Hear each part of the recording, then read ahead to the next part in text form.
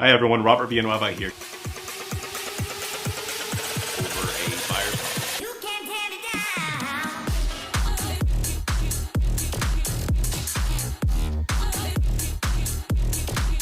And of course, as always, I'll see you at the top.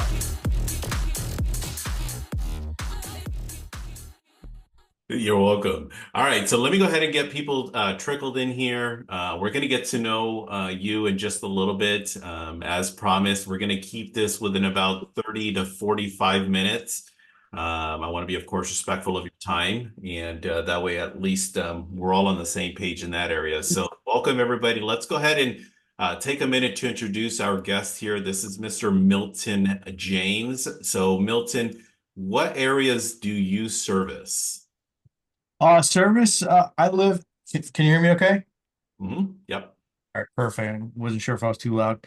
I'm in Orlando, Florida. Orlando, Central Florida is right in the middle of Florida. We're near Disney World, and I personally cover 4 counties. It used to be 6, but now I'm down to 4. And yeah, anywhere near Orlando, near Disney World. Cool. There we go. So anybody that has any referrals, we want to make sure that this is advantageous for everyone. So anybody that has any referrals that are anywhere near Walt Disney World, you want to get them out to, of course, to Milton. And anything even remotely close. Okay, Milton will guide you in a direction. If it's not close enough, he'll know who to send it to. So, Milton, how long have you been in the business? Oh gosh, this is year 14, Robert. Yeah, yeah.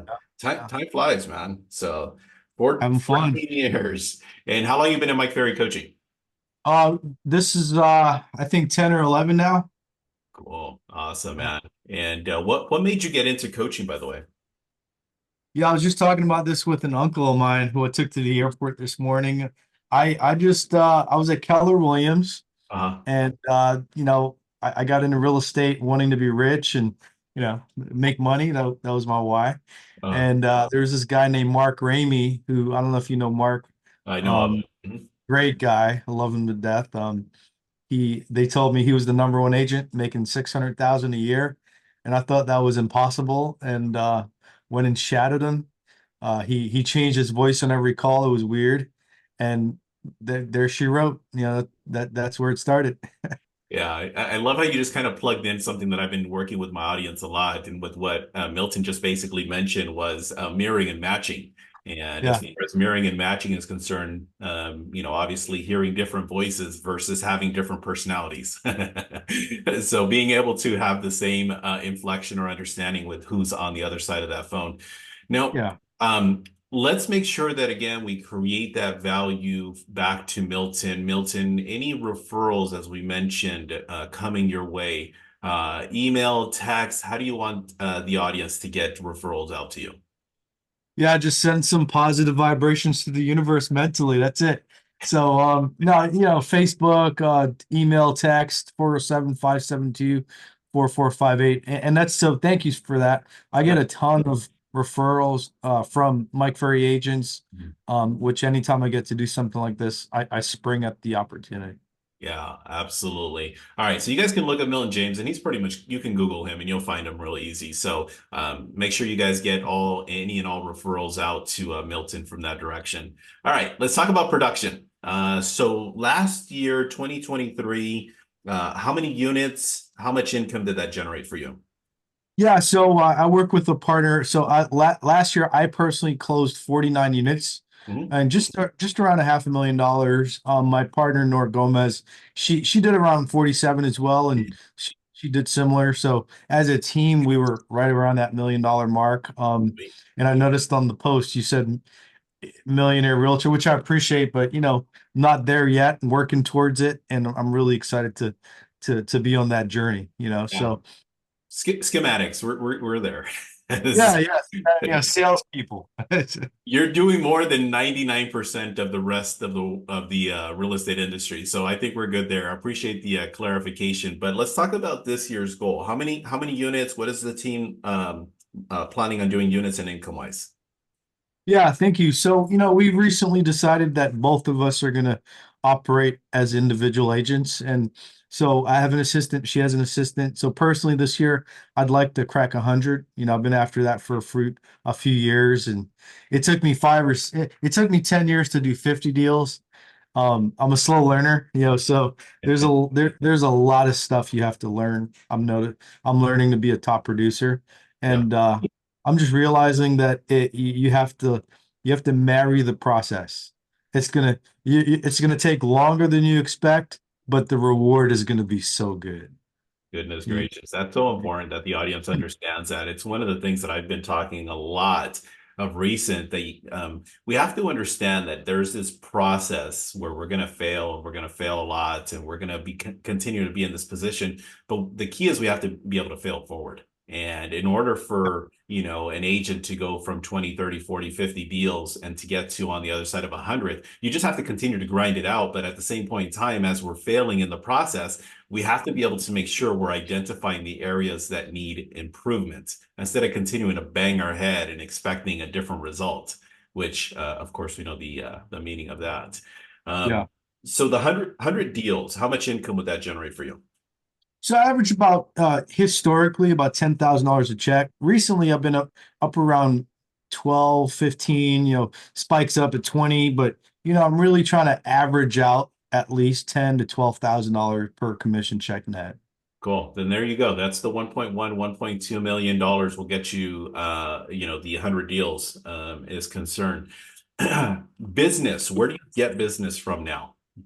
Yeah, I'm about 50-50. So, expired buy owners, and more expired and withdrawals, about maybe 5% right now, for sale by owners, starting to convert those. Uh, And then, the rest would be database and also sprinkling some just listed, just sold. There we go. All right. So Yeah. pretty much the main four. So FISBOs, expired, personal database, and then just listed, just sold. Is there any other sources that you're going after, you're introducing this year to your business model? I'm trying to get into the mindset of an advanced CRM. I'm trying to implement Sierra Interactive, and I got to tell you, I look at these things and my head explodes. So, I think like Mike always says, the simpler the better. Yeah. I think those if I could really focus on getting those four pillars down pat, everything else would just kind of spiral from there. So really my 100% focus is on just getting better at those four pillars. Yeah, absolutely. Getting deep on with what you're already doing good at instead of going through and trying to explore, that shiny object of a source that a lot of times people actually go after. Yeah. A lot of times agents actually find themselves in a position where they have kind of this microwave mentality. And that Yeah. microwave mentality is that they go through and they work on their scripts for a week or two, a month or two, and then they're expecting the results to come almost instantly. Um, Yeah. I want to talk a little bit about, because I'm working right now with my audience. We just came off of a month's worth of expireds. We're now working on FISBOs. Out of curiosity, how long did it take for you to get, your first deal out of, let's start with expireds. How long did it take for you to get a deal out of expireds? Oh gosh. I don't really remember. But I do know it took longer than I expected. Sure. And it's still not the best source. Really, the best source is database. But I think for me, I pride myself. I want to be this hunter, and so I think that's the fun part of the business. Nothing like calling someone at 8 a.m. and then meeting them at 5 a.m. or 5 p.m. Yeah. and getting them signed up. There's nothing that's happiness. Yeah. If you ask me, that's happiness. Yeah, for sure. And then what about FISBO? Do you have, do you remember how long it took for you to get there? Yeah, I think again, I probably got quicker results with the expireds. Okay. The for sale by owner process, it's longer. Uh, I'm very impatient, so it probably took longer for me to start seeing that return. And it comes and goes. It's spotty, it's like sure. one season you'll have, like during COVID market, it was real easy to say, well, if I can get a buyer to pay for the commission, would you hire me? And then Mhm. you just add the commission to the price. Now it's a little bit harder. I think now it's just more speed to, trying to get in front of them Yeah. um first week. So Yeah. For sale binders, they're very cocky. I can't stand them. Um, the reason for the question is because I'll share some lowlights. I always try to stay away from the highlights because I try to stay away from with what makes Robert special. But it took me 3 years, to get my first expired. It took me 4 years to get my first FISBO, and the only reason I share it from that direction is that going back to like I mentioned, some agents will give it a month or two and then they end up quitting that source. And then they go to another source and they give it another month or two or three or four, and then they quit that source. And then they just kind of chase this constant.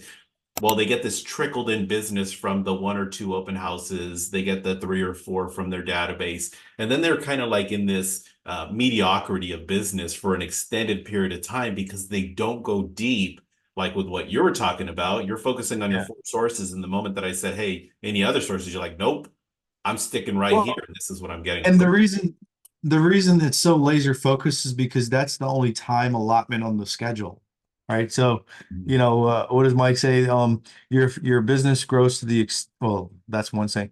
Yeah, it's like if you create it on your schedule, that's where your business expands to the time allowed. It Yeah. was a bold law from Keller Williams back in the day, and they stole everything from Mike. But like, if for me, I only have 4 hours per day Ah. to prospect. So I'm going to put four sources in those 4 hours. Yeah. What are the ones that are going to actually get you the most amount of business in that smaller window? I can Yeah, appreciate that. yeah, I'm going to yeah. ask of the audience. I'm going to ask the questions from the audience. If you can do me a favor, if you could start to gather some, type your questions. I'm going to go over that here in about 15 minutes. So any questions you guys have, feel free to just type it in, and we'll ask Milton in about 15 minutes when I'm done going through some questions. Going back, Milton, on your database, how many people do you have in that personal database of yours? Yeah, I've got 1,125 to be exact. Okay. Um, and yeah, I've been really trying to squeeze. I'd really like a 10% return from that one day. Just like anything, it's taken longer than I expected, Yep. and it's gonna require way more work than I expected. I'm gonna Yep. have to touch them way more than I expected. You know what I mean? So Yeah. Well, the good thing is that just kind of, Mike gives us that 10% rule as we, always try to follow. But when I'm working with a coaching client, I tell them right out the gate, look, Milton, I want to get you your 10%, but if I can get you 5%, that's cool. Because next year, if we yeah, can get six, and the year after that get seven, and then yeah, eight, then get nine while you're growing it, that's exactly how we find ourselves. And here's the cool thing about what I want the audience to understand. The biggest leap for Milton in terms of getting, and I'm not going to answer on his behalf, but what's typical of an agent to go from a certain level of production, 40, 50, 60 deals to on the other side of hundreds, the largest part of that is going to come from the personal database. The largest part of that is going to come from us being able to extract and building those relationships and getting them deeper and stronger with the people that actually like, love, and want to give us business. We just have to make sure that we're doing our job on showing up on time, creating yeah, the value, and calling them the way that we're supposed to. So yeah. I'm going to wish you the absolute best in regards to continuing to chase that 10% because you're there, man. I mean, you got the talent. We just got to continue to, keep grinding it out and getting more and more. Um, on that, Appreciate that. on that topic, you're welcome. What are some things that you wish in your database you would have done, 5, 6, 7, 8, 10 years ago? Yeah, dude, just a You're guy from Jersey. good. Honestly, it's just we all know what to do. We all know how to do it. We all know, you know what I mean? So there's nothing I can ever say that is different. We all learn it from Mike, and um, but for me, just holding on to everyone I ever met and then consistently communicating with them on a Yep. systematic basis. Everyone I've ever met. And I'm going back and doing that now. And even the prospecting calls, I feel like I should have kept, like, for example, I had someone call me today, and they were like, "Yeah, we spoke to you a couple months ago. We ended up not hiring you. We hired this other chick." He said chick, not me.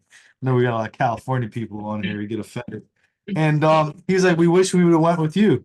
So that tells me, and then we set an appointment. That tells me, even if it was an appointment that I didn't convert, I should have probably kept them in that database folder. You know, Mm. it's maybe not a high quality relationship, but there's going to be a percentage, and I could be wrong on this, and maybe why this is why my I'm not getting a 10%, I'm getting a 2.5%. But I feel like everyone I've ever met, I should have kept on, held on to.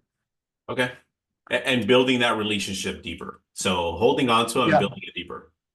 Yeah, you know, for example, I heard Tony Smith say at a productivity school once, or a prospecting clinic, instead to get 100 deals from your database, really it might require 5,000 people versus 1,000, just Mm. because of all the noise out there. And maybe he said that, maybe he didn't, but I feel like, you know, I'm getting a 2.5% return right now off of 1,000 people. Mhm. You know, in my mind, just double or triple the list. But again, I'm sure Mike would tell me otherwise. Yeah. Well, you're in more connection with Mike than I am, so at least right now. But the database, just to provide a little bit further clarity to everybody that's in the audience, and I want to make sure that they truly understand the definition of a database. There's five key categories that consist of a personal database. Number one is your past clients. Number two is your family. Number three is your friends. Number four are associates, people you have a business relationship with. If you support them out in the community, dentist, doctor, lawyer, barber, nail salon, hair salon, mechanic, all of those people. And the fifth one being your vendors, the people that actually help you in your day-to-day sales. Okay, that would be escrow, attorney, lender, home warranty, roofer, electrician, all of those people. You need to compile a list. And what I ask of all of my coaching clients is to put an Excel spreadsheet, separate the husband and the wives wherever possible. Okay, if you have a relationship with both of them. And then what you're going to do is you're going to track the frequency of you calling them. Okay, because a good percentage of them, I'll share with you here very quick, Milton, with a coaching client. There's a gentleman that I coach. I'll leave this person nameless. Very, very successful agent, was doing right around 1.2, $1.3 million a year, about 70, 80 deals a year. And we would talk about this subject. And he goes, Robert, yeah, I'm good. I'm doing good on my database. We don't have to talk about that. Let's talk about other things. Well, anyways, over an extended period of time, I finally gathered a little bit of the courage of, hey, you know what? Let's dig into this thing because I feel like there's an area of opportunity. You're doing about 40 deals in your database, but you've been in the business for 20 years. It does not add up. How many people do you have on your database? Like, well, I got probably about 2,200. All right. Well, as we started to dig in a little bit deeper, he was doing a very good job of calling his database, but what was missing, he had 2,200 people, but he was only calling 400 of the Yeah. 2,200 people. And I was like, okay, you're doing a great job with the 400, but what about the other 1,800 that you're not calling? Well, they know I'm in the business. And then that's the part, it's kind of almost like having this two-faced version of a coaching client, one that absolutely killed it on the 400 people, but the other side of it where, the 1,800 just wasn't doing with what they were supposed to. So those are things that we have to really, of course, in a sense, pay attention to. Now, let's talk a little bit about complacency. How does it show up? Does it show up for you? And how do you fight it? I spent all my money. All right. I didn't show up at all. For me, like my why, I don't know if you were at the superstar retreat last year when Mike was going like Zach Bear, you know, you want your tombstone to say this, DK, you want your tombstone to say this. And then he looked at me, he's like Milton James, the best ever. I just melted. Like Uh, tears came out of my eyes for the first time in like years. And I felt like that's he touched it. You know what I mean? Mike always knows everything. And so for me, because my why is to be better than all these, you know, great agents one day, mhm. it's a moving target that you'll never reach. You know what I Yeah. mean? So I'll I die at like. my death. And my everyone that loves me hates when I say that. I will die right here. And Mm, and I think of it like Elvis. Like Elvis died on stage. mm, You know what I mean? I yeah. love this process. You know, they talk about being a hunter. I love this process. Yeah, thus the cat's behind you. So the lion and the tiger, of course, no doubt.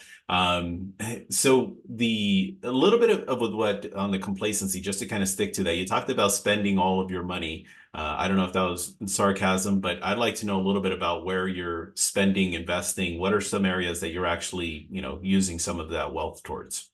Yeah, that's a great question. So, thank you for asking. Before, I would spend all my money on stupid things, an Uh, Alpina B8, a Rolex, all my boys who, your friends will definitely let you buy them drinks or dinners. yeah. I stopped drinking. I don't eat out as much. So there's negative ways to spend all your money, and there's positive ways to spend all your money. So, Yeah. let's say you have some personal debt. My coach, Tony Smith, he said, we're going to take these 3 months to wipe that out. So let's get rid of the money. And Mm, then when that's done, we're going to continue getting rid of that same money, but just get rid of it, spend it in something positive. So yeah. we're all spenders, no Uh, matter how, whether we like to admit it or not, but we just have to figure out where to direct the money. Like, I talk with Dan Lum every day, and he's a good friend of mine. I was asking him for money advice one day, and he was like, "Yeah, I suck at spending money. You just have to get rid of it before you spend it." Yeah, yeah. Yeah. We actually had the good fortune of talking to Dan last month, and yeah, there's definitely some cool things that we had talked about. He's all right. This is going to be a better interview. So, Love the competition. I love that. Hey, do you come across complacency? Does it show up from time to time for you? yeah, not really. Yeah, because I'm driven by you know, I'm unfortunately I'm driven by sticking it to people. Okay. So I don't know if you ever seen the Jordan documentary. Mhm. He would have to make up stories about Clyde Drexler saying something about him. Yeah. So for me, people, if I lost a listing to someone, for example, Mhm. I'll spend all week calling all of their expired listings and everyone from their database. Yeah. So I find ways to drive myself through negativity, Mhm. um, to get positive outcomes. You know what I mean? Yeah. The I actually I'm a been villain. I'm a villain, Robert. I'm sorry. I love it. I grew up watching Michael Jordan. I had the good fortune of watching Michael Jordan and going into the Kobe Bryant era. And of recent, I've been, doing a lot of Kobe research. And similar to what you talked about, he had a hit list. I don't know if you guys know this, but he had a hit list when he was coming out of high school. Absolutely, Yeah. absolutely. And I think it was ranked like number 47th on, all of the best high school players. And what he basically ended up doing is he goes, okay, I'm number 47. Look at that. I need that one, no doubt. Yeah. So maybe Birthday gift. maybe without LeBron in there. So going back to the hit list though, 47, then becoming number 29, number 23, number 21, number 19, and he just kept working and chipping away at it. And even when he got drafted, I think he was drafted number sixth, seventh, or eighth, whatever it was, got traded over to the Lakers. Like he just kept creating this hit list. So I love that mentality, Milton. I mean, that's part of that alpha mentality that I actually truly enjoy about you because that's exactly what puts me in a position where it keeps me sharp, keeps me on top in terms of like wanting to be that one more. So Yeah. um, let's shift gears a little bit. Let's talk about accountability. How much Yeah. do you partake in? What does that look like for you? Yeah. I used to have one or two accountability partners before. Mhm. And at the last, I think it was the superstar retreat or the production retreat last year, I heard Mike say, for each goal, you have to have an accountability partner per goal. So, I struggled with fitness and weight, I'm a fat kid, freaking donuts and Oreos. So now I have an accountability partner called the trainer. You know what I mean? Mhm. Then I've got a couple. I've got a Zoom group, National Prospectors, that my old coach, Mr. Powers, helped me create back in COVID, Mhm. and that's been a pleasure. The boredom of prospecting. So I've got that accountability group. I've got church, my pastor every Sunday I'll go to church, and Mhm. that's an accountability partner. I've got a prospecting accountability with Lisa Faringo. I've got an appointment set accountability person with Dan, listings taken as well with Wahid Amin. So every important goal, Mhm. I've attached a piece of accountability to. Yeah, I love that. And there's a reason I asked that question because there are certain commonalities with the top producers. And I ask these questions intentionally, of course, to extract the information because the audience sometimes it's kind of like I don't want to say that I'm dad, but I kind of come across like, when dad is talking or when mom is talking, yeah, yeah, whatever. Right. But then we get somebody like Milton or with Dan or David showing up on these things. And then, I ask them the question, it's like, oh man, he has a lot of accountability. Yeah, that's what I've been saying for the last 20 some years. So accountability is parallel to success. And people don't understand that. I'll have a coaching client and we'll talk about, hey, I need you to get an accountability person two or three to hold you accountable to this one thing. And then it takes 3, 4, 5 months before they finally go, okay, I finally have the accountability person or group. And then we're wondering why we're not getting the results that we're wanting because we have in our business plan to do 40 contacts and then we're doing 18, 17, 16, 21. And then we're wondering, oh man, I only got like 35% of my business plan for the year. I wonder why. So I'm glad you shared that with you. Has accountability always been a thing for you? Is that something that more recent? Yeah, like you said, it's the top producers, they leave nuggets of information. They leave roadmaps. And so, I was less accountable when I was back row with a t-shirt on. Mhm. The closer I got to the front, I'm like, shit, well, this dude has 12 accountability partners, but he Right. makes 12 million a year. All right, well, Yeah. bow down, boy. You know what I Yeah, for mean? sure. I mean, I'll share with you guys here just a little bit. I mean, from the time that I would actually wake up to the time I pretty much went to sleep, I'd have accountabilities throughout the entire day, 10, 12, 15 different versions of accountability. And even now to this day, I still have 5, 6 different accountabilities that I have to report to. And of course, it's not about the Robert Villanueva interview, but I would set up one after the other, after the other, after the other. And some of them would actually be parallel to each other, but they would go in a different direction. As an example, one of them that I have now is I have to have what's it called? I have to go to the gym 20 times in a month.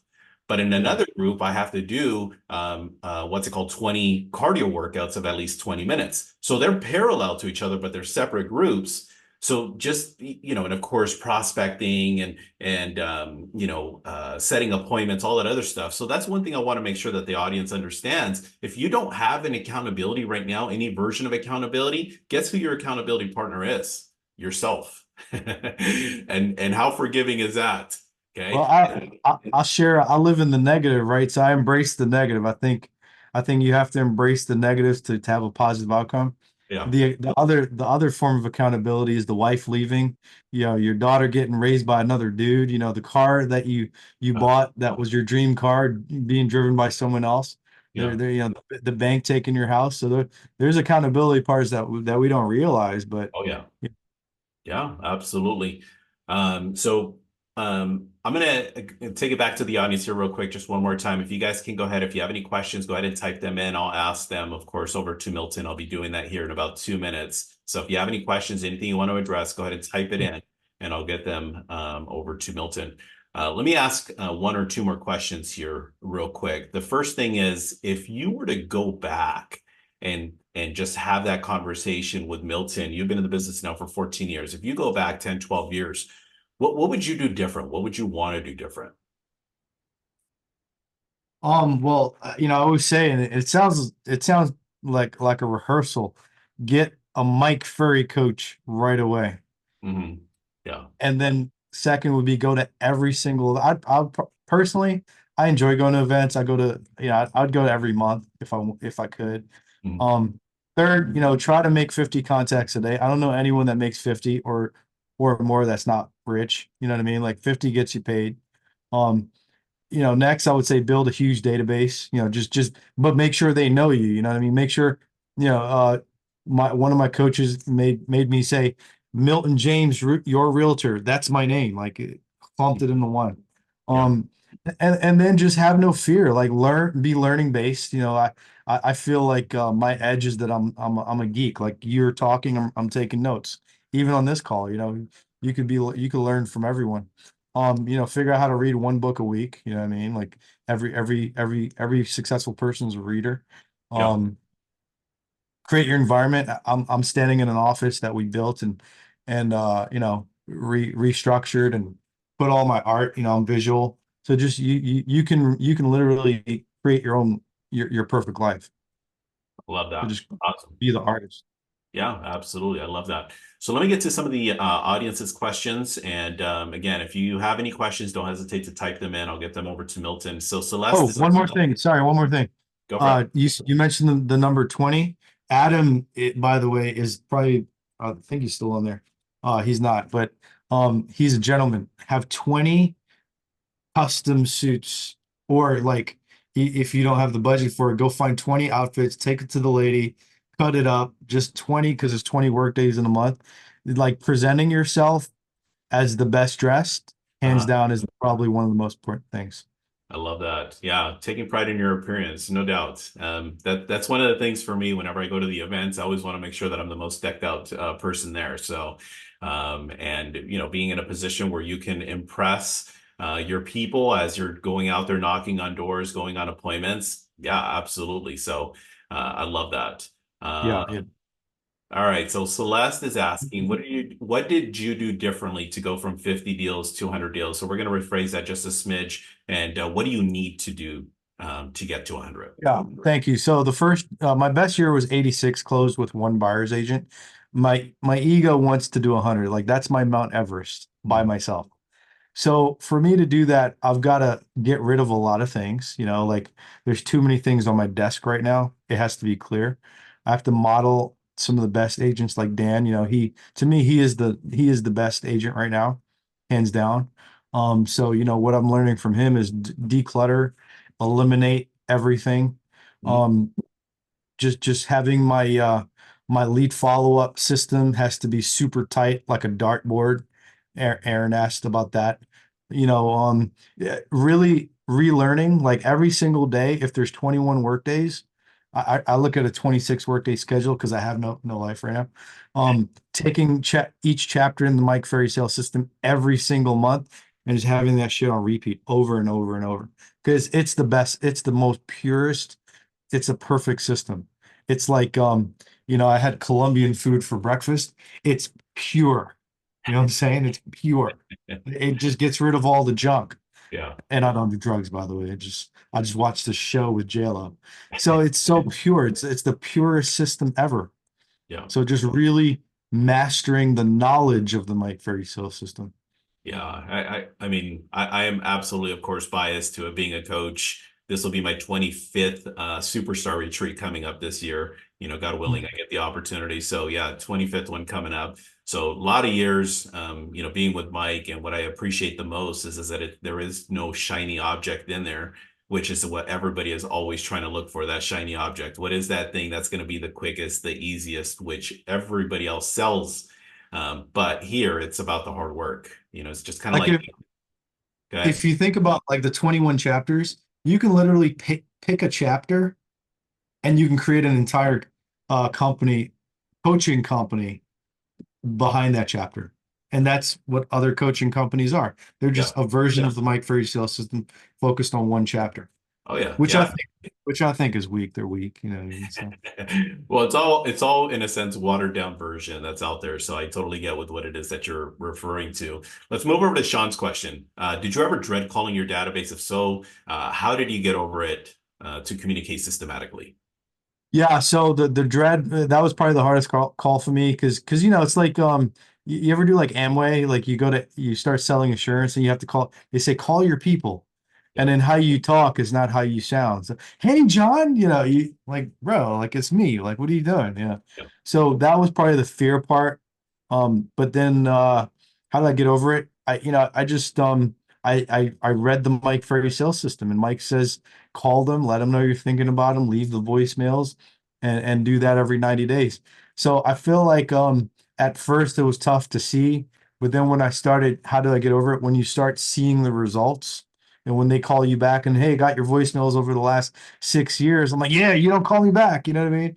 But then he's like, yeah, I want to sell my house. So that once you see that return, like I said, it's going to take longer than you expect, but the Yeah. reward is going to be so great when you finally get it.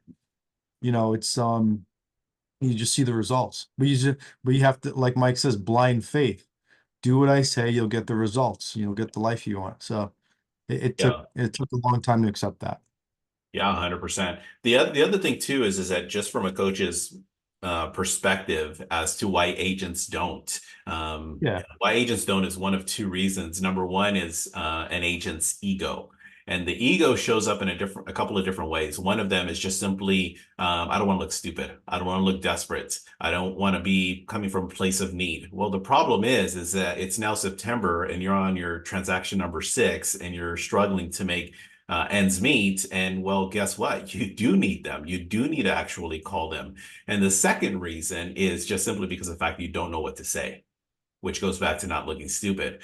So those are some of the things, Sean, that I'm going to encourage you to. Number one is you have to work on with what you're going to say. The language of sales is so important. In our industry, people will go to school. We make more money than doctors, and they go to school for 8, 10, 12 years. And then you go and get a certificate after 3 months, and then you're trying to make 7 figures. But you take no time in investing in with what it is that you're supposed to be doing. And that's the art of the language of sales, knowing what to say, how to say it, when to say it, why to say it, all of those things. So that's something that, of course, I'm now speaking in general to the audience. You have to make the time to work on your skills. Okay, so Mhm. that's something that's really important so that you can overcome some of that dread of calling the database. The other half of that, real quick, is you got to call with a purpose. You have to be able to call them with something of some version of the benefits. Let's move over to Aaron's question. What does your follow-up look like from a cold lead to close?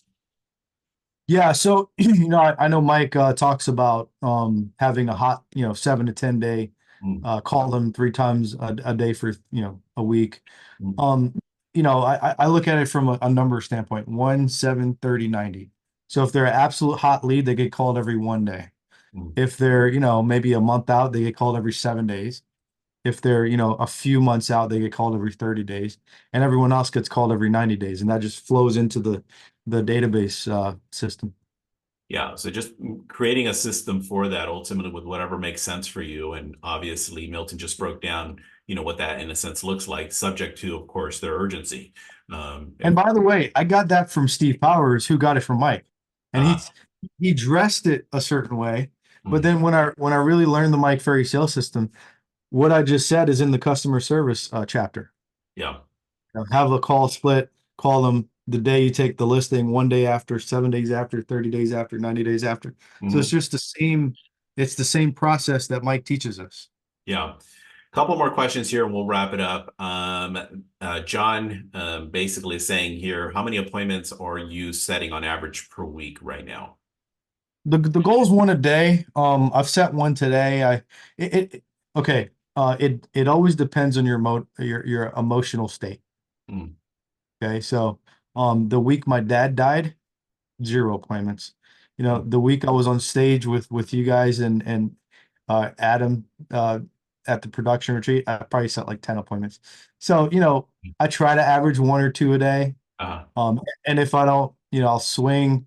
It's like Kobe. Like when you shoot the basketball, your focus is the form, really, not the making the bucket. You know what I mean? So for me, as long as I can have my swing that day and try to go for one, I'm fine. yeah. Sometimes you'll set more than that. So, out of curiosity, because this is something that I've been addressing with some of my coaching clients of recent, a little bit of the discouragement side of things. You set 5 appointments. How many of those 5 appointments will you actually attend? Unfortunately, I keep about 50%. I was 50% fall through. Yep. And I was just talking to my coach about it. I asked him if it's a good number or not. It should be closer to a 1-to-1 ratio, I imagine. Uh, But where I'm at in my growth process, mhm. it's 2-to-1 right now.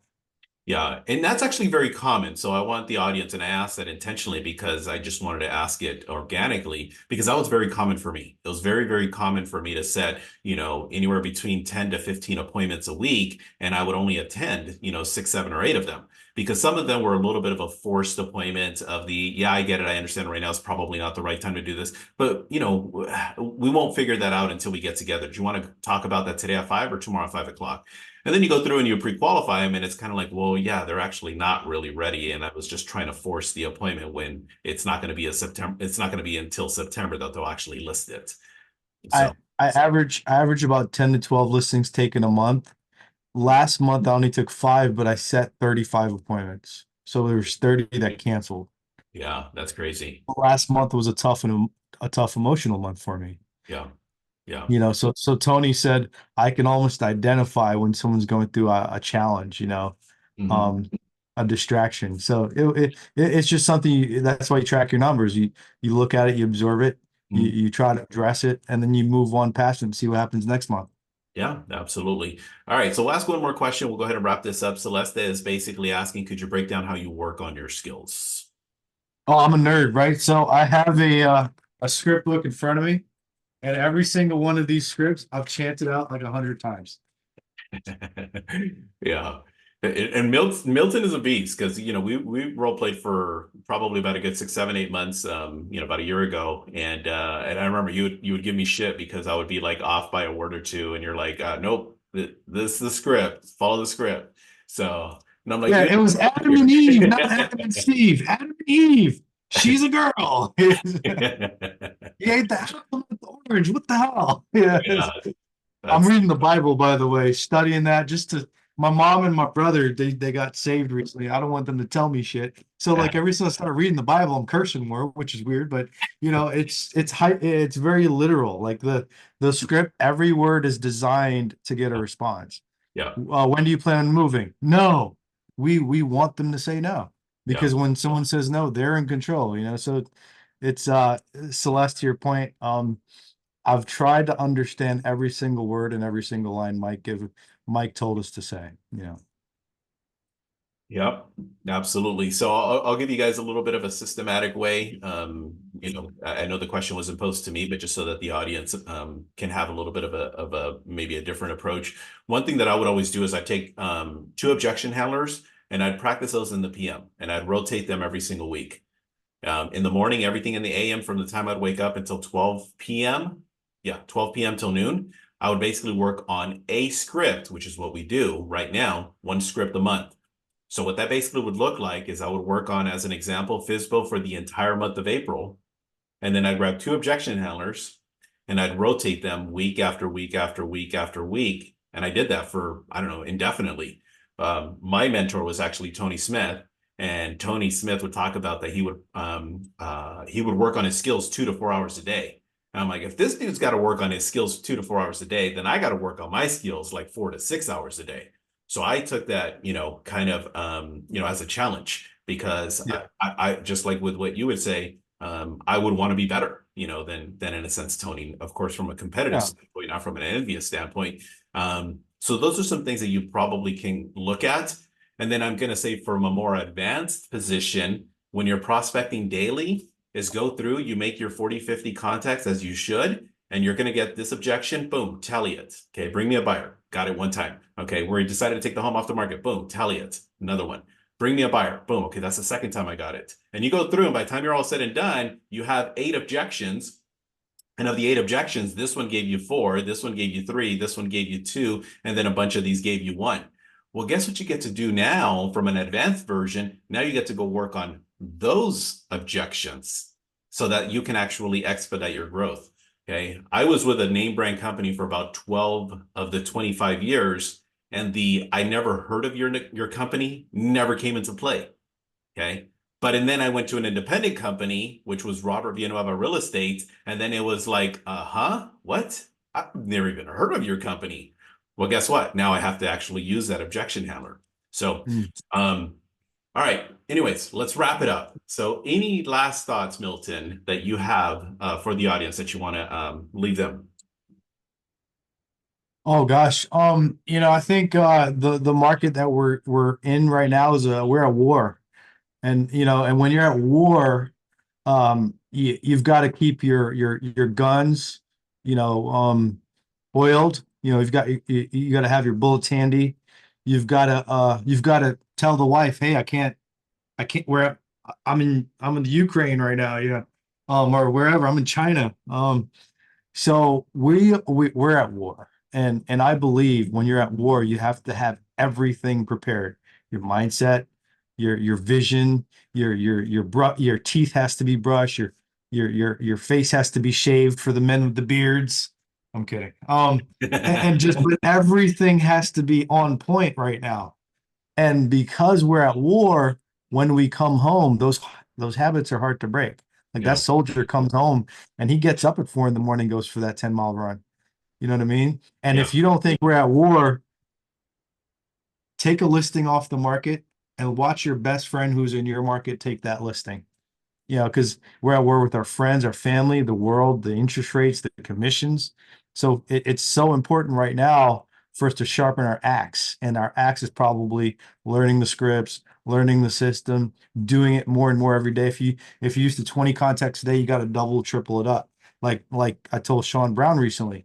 And so like if you're on a team or if you're on a brokerage, you have to be willing to outwork the team leader, outwork the brokerage, should outwork your coach. I mean, if you're not outworking Mike, that's the bar. Like you should try to outwork Mike. Yeah. We would none of us can keep up with that dude. And I would say just we're at war. You know what I mean? Yeah. Be at the top of your game and do whatever it takes to get to that next level, working on your skills, following your schedule, calling your database, doing all of the everythings that you're supposed to be doing. Milton, I just Yeah. want to take a minute, of course, extremely grateful for you taking 46 minutes out of your time. So, and of course, for the audience for being here, showing up and participating. So thank you guys so much. Hopefully you guys got a nugget 2 or 10. And anyways, we'll see each other soon. Have a good one. Over a buyer's consult. You can tear me down. And of course, as always, I'll see you at the top.